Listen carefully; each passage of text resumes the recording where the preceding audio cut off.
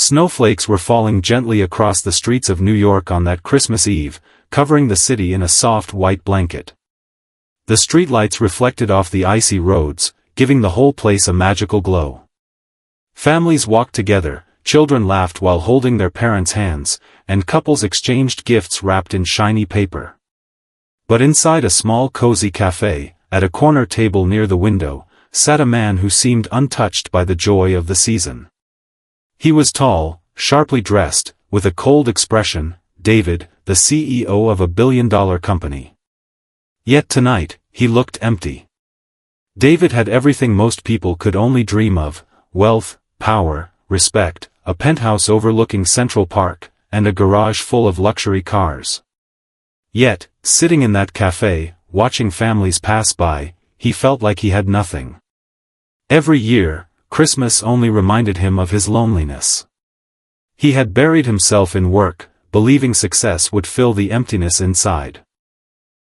But tonight, surrounded by the laughter of strangers, the silence in his own heart felt unbearable. He sipped his black coffee slowly, trying to escape into his thoughts. Suddenly, the café door opened, letting in a gust of icy wind. A young woman entered with her little daughter, both bundled in warm winter coats. The mother's cheeks were red from the cold, but her smile was gentle, carrying warmth that lit up the room. Her daughter, about 6 or 7 years old, wore a bright red coat with white fur on the collar, and her small boots left tiny wet prints on the wooden floor. They looked around, searching for a place to sit, but the café was crowded. The little girl's big brown eyes wandered until they landed on David. For a moment, she just stared curiously. Something about the lonely man at the corner table drew her attention. Maybe it was the way he sat so quietly, so distant, as if he didn't belong in the joy around him. Tugging at her mother's sleeve, she whispered something in her ear. Her mother looked unsure at first, but before she could say anything, the girl let go of her hand and walked straight toward David. David noticed her small figure approaching and raised his eyes from his coffee. The girl stopped right in front of him, her little hands nervously clutching her coat. For a moment, she just looked at him, her innocent face glowing under the café's warm lights. Then, in the softest voice, she asked, "Sir, can you be my daddy for just one night?" The word struck David like a thunderbolt. He froze, his heart skipping a beat, unable to process what he had just heard. The café suddenly felt silent to him, though people around continued chatting. David blinked, trying to understand if the girl was joking or if he had misheard. But her eyes were steady, filled with innocence and hope. His throat went dry. What did you just say?" he asked softly, almost whispering. The girl repeated, this time with a little smile, "Can you be my daddy for one night? It's Christmas Eve, and I just want a daddy tonight." David's chest tightened painfully. For years, no one had spoken to him with such purity. People only approached him for business, money, or power, never something so simple, so innocent. He glanced toward the girl's mother, who stood nearby, embarrassed yet calm. She gave him a small nod, as if to say she understood his shock. "I'm so sorry," she said gently, "she's just a little girl, sometimes she says things from her heart." But David couldn't look away from the child. Her words had broken down walls he didn't even realize were still standing. He wanted to say no, to brush it off, to return to his guarded world. But his lips wouldn't move. The girl's smile reminded him of something he had long forgotten: family dinners with his parents, laughter around a Christmas tree, moments of warmth he had buried beneath his empire. Slowly, almost against his own will, he nodded. "Okay," he whispered, his voice trembling. The little girl's face lit up instantly, her eyes sparkling like the Christmas lights outside. She clapped her hands softly, whispering, "Thank you, Daddy." The mother and daughter joined David at his table. At first, it felt strange, he wasn't used to anyone intruding into his private space. But as the minutes passed, the air around him shifted. The mother ordered hot chocolate for her daughter, and the little girl insisted David taste the marshmallows floating on top. He hesitated, then took a small sip, and for the first time in years, he smiled, a real, unforced smile. The girl giggled at his reaction, and something inside him melted. He hadn't realized how much he missed this feeling. They spent hours together in that café. The little girl told him stories about her school, her favorite Christmas songs, and how she wished to see Santa that night. David listened quietly, amazed at how a child could speak with so much joy and imagination. Her mother watched them, her heart softening at the sight of the lonely man slowly opening up. To her, he no longer looked like a billionaire CEO, he looked like a man who was desperately searching for a reason to feel alive again. When it was finally time to leave, the little girl held David's hand tightly as they stepped outside into the snowy street. For years, his hands had only held contracts, pens, and deals, but tonight, holding that small, fragile hand felt like holding the entire world. As they walked together, Christmas lights twinkled above them, and for the first time in a very long time, David didn't feel alone. Something deep within him whispered that maybe, just maybe, this night could change everything. The snow fell heavier now, wrapping the city in silence. The girl leaned against his arm, smiling as if she had found her wish. David's heart was heavy, but in a different way, no longer with loneliness, but with an unfamiliar warmth he couldn't explain. As they disappeared into the glow of Christmas night, the thought echoed in his mind over and over, "Can you be my daddy for one night?" He had said yes, but he wondered if one night would ever be enough. The next morning, David returned to his penthouse, but the silence felt louder than ever. The night before kept replaying in his mind, the laughter, the warmth, the way the little girl had called him Daddy. It had been years since he felt anything so real. He walked across the marble floor of his luxurious home, surrounded by expensive art and furniture, yet none of it gave him peace. Sitting down on his couch, he stared out the window at Central Park below, covered in snow, wondering why his heart suddenly felt so heavy. Just as he was about to pour himself coffee, his phone buzzed. The number flashing on the screen was unfamiliar, but something inside told him to answer. When he picked up, he heard the trembling voice of the little girl's mother. "Mr. David. I'm so sorry to bother you, but, it's about Emily." Her words cracked. David's chest tightened.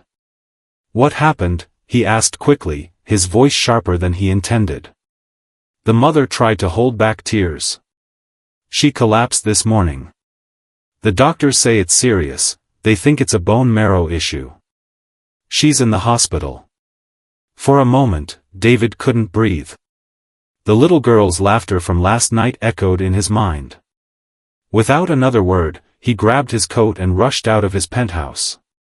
His driver barely had time to react as David ordered, to Mount Sinai Hospital. Fast. The city streets were crowded with holiday traffic, but David's mind was in chaos. He had sat in countless boardrooms negotiating billion-dollar deals, but never had his heart raced with such fear. All he could think was, please, let her be okay. When he arrived at the hospital, he found the mother in the waiting area, her face pale, eyes red from crying. She stood up immediately when she saw him. "She's inside," she whispered. "They're running tests." David placed a hand on her shoulder, steadying her trembling frame. "She's strong," he said, though he was trying to convince himself as much as her. He walked with her toward the hospital room, and when he saw Emily lying on the bed, pale and fragile, his heart shattered. Emily's small hand rested on the blanket, and 4-line attached to her arm. Yet when she noticed David at the doorway, she gave him the faintest smile. "Daddy," she whispered weakly. The word pierced through him, breaking every wall he had ever built. He walked to her side and knelt down, gently holding her hand. "I'm here, sweetheart," he said softly, fighting back tears. For the first time in decades, David felt helpless. His money, power, and influence meant nothing if this little girl didn't survive. The doctors soon returned with their reports. "She has a severe bone marrow disorder," one of them explained. She'll need surgery as soon as possible. It's risky, but without it, she won't make it. Emily's mother broke down, covering her face with her hands. David stood frozen, his jaw clenched. Do whatever it takes, he said firmly. I'll cover all the expenses. Just save her. The doctors nodded, knowing who he was. In that moment, he didn't care about cost, publicity, or reputation. All he cared about was Emily's life. Hours dragged on like days as Emily was prepared for surgery. David sat with her mother in the waiting area, both of them silent, both praying in their own ways. For the first time, David bowed his head and whispered a prayer he hadn't spoken since he was a boy. God, if you're listening, don't take her away. She's just a child. Let her live. Please. His voice cracked, and a tear rolled down his cheek. He didn't care if anyone saw. In that moment, he wasn't a CEO, he was just a man begging for a miracle. Finally, the nurses came to wheel Emily into surgery. She reached out her small hand toward David. He immediately stood and leaned over her. Will you stay? She asked, her eyes wide with fear. David kissed her forehead gently. I'm not going anywhere, he promised. She smiled faintly before closing her eyes as the nurses guided her away. The doors shut, leaving David and her mother outside, pacing the hallway. Every tick of the clock echoed in his ears, louder than any boardroom silence he had ever known. The surgery felt endless. David walked back and forth, his usually calm and composed face breaking with worry. Emily's mother sat with her hands clasped, whispering prayers. Hours later, the surgeon finally stepped out, removing his mask. David rushed forward, his heart in his throat. She made it, the doctor said with a tired smile. The surgery was successful. She'll need time to recover, but she's going to be okay. Relief washed over the room like a wave. Emily's mother cried, covering her face in gratitude. David closed his eyes, letting out a breath he didn't realize he had been holding. When David walked into her recovery room, Emily was still weak but awake. Her small eyes fluttered open, and when she saw him, she whispered with a soft smile, "Thank you, Daddy." David knelt by her bed, tears streaming down his face. He gently held her hand, whispering, "No, thank you, Emily. You gave me something I never knew I was missing." For the first time in his life, he understood what true wealth meant. It wasn't in skyscrapers or bank accounts. It was in moments like this, in love, in family, in selfless connection. That night, as the snow fell softly outside the hospital window, David sat beside Emily's bed, refusing to leave her side. Her mother sat across the room, watching silently, her heart moved by the man who had once seemed so distant and cold. In those quiet hours, David realized that his life was no longer the same. He had walked into that café a lonely millionaire, but because of one little girl's innocent question, he had discovered something money could never buy: the meaning of family, the power of love, and the miracle of hope. The city outside sparkled with Christmas lights, but for David, the real light was right here, in the gentle smile of a child who had called him Daddy.